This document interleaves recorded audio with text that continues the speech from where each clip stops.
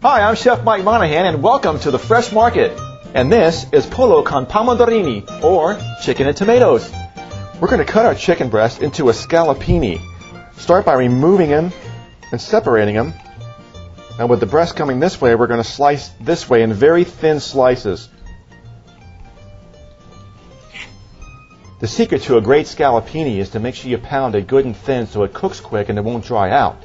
If you don't have a mallet to pound it flat, you can actually use a pot. We're going to place a zippy bag over the top of the chicken breast scallopini slice, and we're going to just use a regular stock pot or sauce pot and pound it flat. Now let's season up our scallopini with a little bit of kosher salt or some sea salt and some fresh cracked pepper. We're going to start off by browning our garlic slices in the Benissimo garlic oil. And to make sure you don't burn the garlic, as soon as you place your pan over a medium-high heat, go ahead and add your oil immediately. And then add your garlic slices. Now cook them slow and keep an eye on them to make sure they don't get too brown. Let's set them aside. Now don't rinse out your pan. You want to keep that flavored oil in there, so go ahead and make your scallopini. Let's go ahead and add them to the pan now. Now your scallopini is thin, so it's going to cook pretty quick.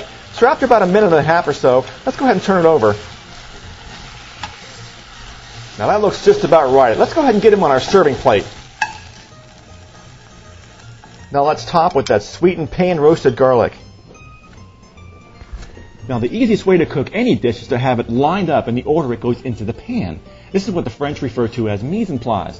I call it having everything lined up to go into the pan. Have your heat on medium-high and use the exact same pan that you used to make your chicken breast in. All this burn on the bottom of the pan is called fond, and all these bits add a great flavor to this dish. When the temperature comes up a little, let's add our Benissimo garlic oil again and our diced garlic. Saute this for about 30 seconds or so. Again, you don't want to burn this garlic either. Now let's add our El Portillo Chardonnay. Now make sure you scrape those brown bits off the bottom because that adds wonderful flavor. Now it's very important to let your El Portillo Chardonnay reduce by at least half before you add your cherry tomatoes. And the star of this dish, the instant gourmet rustic Italiano. If your wine evaporates too much during that 5 minutes cooking, go ahead and add a little bit more of the El Portillo Chardonnay. Okay, now let's add our parsley, our fresh chopped basil, and as an option, a couple of pats of butter. Okay, let's plate it up.